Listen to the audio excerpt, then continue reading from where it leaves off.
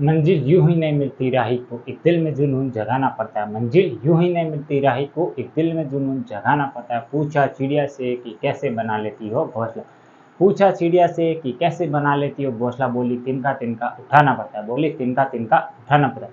नमस्कार दोस्तों, आप सभी का हमारे YouTube चैनल पर स्वागत है। अगर आप आज हमारे YouTube चैनल पर पहली बार आए हैं तो चैनल को सब्सक्राइब और ये पास वाले घंटे दिखाई दे रही इसे जरूर दबाएं, जिससे आने वाले प्रत्येक वीडियो की नोटिफिकेशन सबको सबसे पहले मिलेगी और वीडियो को सबसे पहले देख पाएंगे।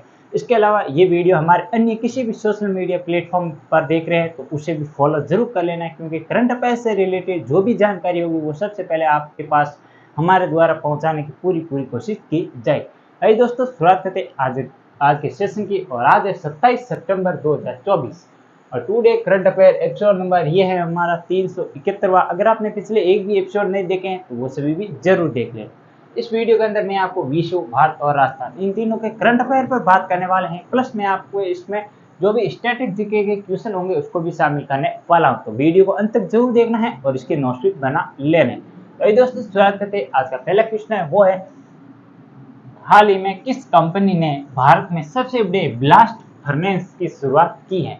ऑप्शन ए है टाटा स्टील, ऑप्शन बी है SAIL steel authority of India, option C है रिलायंस और ऑप्शन डी है वो है माइक्रोसॉफ्ट। तो किसके द्वारा हाल ही में भारत की सबसे बड़ी ब्लास्ट फर्नेस की भारत में शुरुआत करने की पहल की है? तो ये किसके द्वारा? टाटा स्टील के द्वारा। अब हम बात कर लेते हैं थोड़ी सी टाटा स्टील के द्वारा। टाटा स्टील का सबसे पहले कारखाना है वो जमशेदपुर के अंदर लगा था। ये भी आपको ध्यान रखना। अगर आपको सन पूछ ले कब लगा था तो वो लगा था 1906 के आसपास। तो ये आपको डेट भी याद रखनी है। और इसके अलावा जमशेदजी टाटा द्वारा इसकी स्थापना की गई थी। ऑप्शन नंबर बी है SAIL steel authority of India, ये भी आपको ध्यान रखना है। रिलायंस आप सभी को पता होगा, ये भी आपको ध्यान रखना है। MS माइक्रोसॉफ्ट, ये भी आप सभी को ध्यान रखना है। और इसके अलावा आज का दूसरा क्वेश्चन वो है, 41वें भारतीय तटरक्षक कमांडर सम्मेलन का आयोजन कहां पर किया गया? ऑप्शन ए है वो है कोच्चि, ऑप्शन बी है पुणे, ऑप्शन सी है नई दिल्ली और ऑप्शन डी है वो है मुंबई। तो 41वें भारतीय तटरक्षक कमांडर सम्मेलन का आयोजन किया गया, वो किया गया नई दिल्ली के अंदर। अब आपको ये बताना कि वर्तमान में भारतीय तटरक्षक बल, जिसे हम इंडियन कोस्ट गार्ड के नाम से भी जानते हैं, इसके महानिदेशक कौन है वो मुझे आप कमेंट बॉक्स में बताने वाले। इसके अलावा आप सभी को पता, अरब सागर की रानी कोच्चि को कहते हैं। और इसके अलावा संतरा के लिए महाराष्ट्र का पुणे से प्रसिद्ध है, ये भी आपको ध्यान रखना है। और नई दिल्ली आप सभी को पता होगा, भारत की राजधानी कब बनी थी? वो बनी थी 1911 में घोषणा हुई थी और 1912 के अंदर ये बन चुकी थी। और इसके अलावा नई मुंबई आप सभी को पता होगा कि सालसेट द्वीप पर स्थित है, ये भी आपको फैक्ट ध्यान रखना है। और आज का तीसरा क्वेश्चन है वो है, राष्ट्रीय अपराध रिकॉर्ड ब्यूरो, जिसे हम कहते हैं नेशनल क्राइम रिकॉर्ड ब्यूरो का महानिदेशक किसे नियुक्त किया गया? इंपॉर्टेंट क्वेश्चन है, ध्यान रखना आप सभी की एग्जाम की दृष्टि।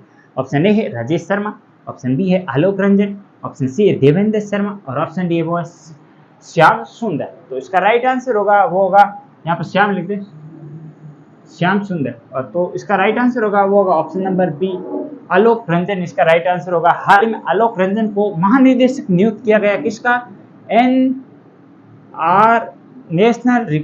नेशनल क्राइम NCRB का, ये आपको ध्यान है। NCRB का महानिदेशक आलोक रंजन को नियुक्त किया गया, ये भी आपको ध्यान है। किसके अंतर्गत आता है? तो ये गृह मंत्रालय के अंतर्गत आता है और वर्तमान में गृह मंत्री है श्रीमान अमित शाह, ये भी आपको फैक्ट ध्यान रखना है। और आज का चौथा क्वेश्चन है वो है, एशिया पावर इंडेक्स में भारत को कौन सा स्थान मिला है? ऑप्शन ए है पहला, ऑप्शन बी है दूसरा, ऑप्शन सी है तीसरा और ऑप्शन डी है पांचवा। तो इसका राइट आंसर होगा वो होगा ऑप्शन नंबर सी, तीसरा स्थान मिला है किसको? भारत को। किसमें? एशिया पावर इंडेक्स में। और किसे पछाड़कर भारत तीसरे स्थान पर आया है? तो वो जापान को पछाड़कर भारत इसमें तीसरे स्थान पर आया है, ये भी आपको ध्यान है। अगर हम एशिया में बात करें तो प्रथम स्थान पर है वो है चीन, सेकंड ध्यान नहीं रखना है, तीसरा है आपको इंडिया का ध्यान रखना, चौथा है जापान, ये भी आप थोड़ा सा ध्यान रखें, क्योंकि जापान को पछाड़कर भारत आ गए हैं तो ये क्वेश्चन यहाँ से पूछा जा सकता है। अब आप मुझे बताने वाला है 111 रैंक किसमें है, 107 रैंक किसमें है, 127 रैंक किसमें है, 126 रैंक किसमें है, और इसके अलावा 169 रैंक किसमें है। और ये आप मुझे फैक्ट, ये जो रैंक है वो आप मुझे कमेंट बॉक्स में बताने वाले हैं। इसके अलावा ये तो थे हमारे 4 क्वेश्चन जिसमें हमने विश्व और भारत का करंट अफेयर लिखा है। अब ये जो एक स्पेशल क्वेश्चन है ये है राजस्थान करंट अफेयर से समझ, तो इस पर हम बात करने वाले हैं।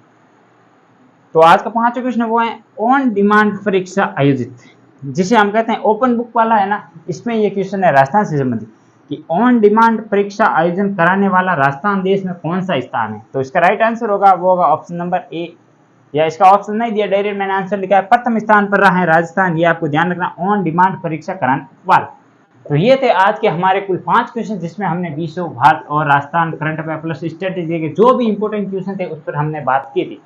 तो कैसा लगा वीडियो मुझे कमेंट बॉक्स में जाकर जरूर बताना। कल फिर मिलेंगे इसी जोश और जुनून के साथ, तब तक आप बने रहे हमारे साथ। जय हिंद,